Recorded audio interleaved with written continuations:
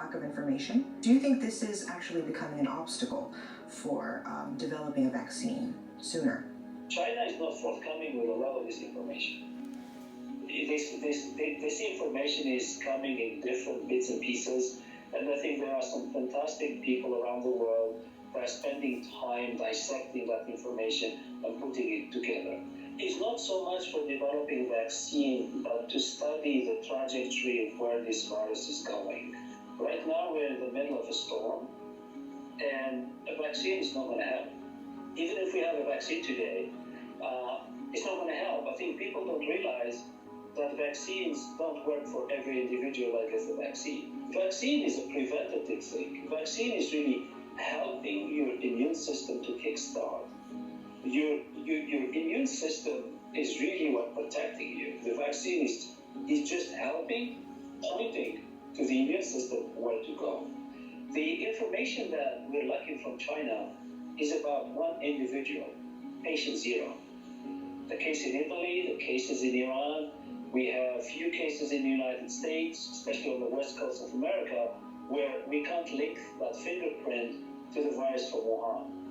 So without that information about patient zero in Wuhan, it's really, we are in a bad situation to understand where this virus is going.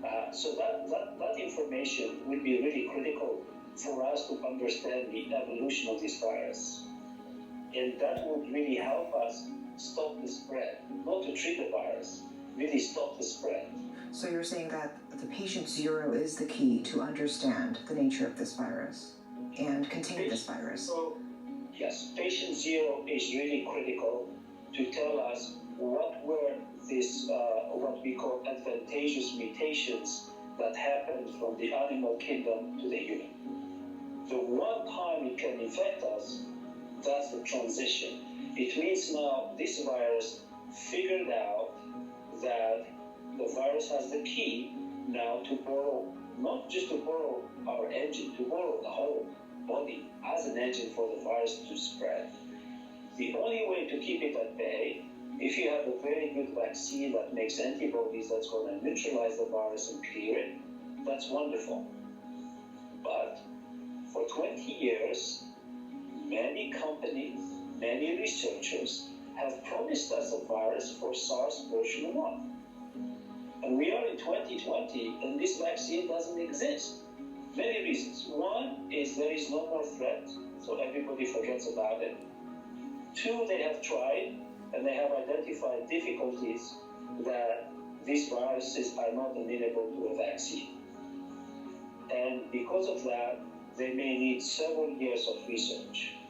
The best comparison to that is the Ebola virus in Africa.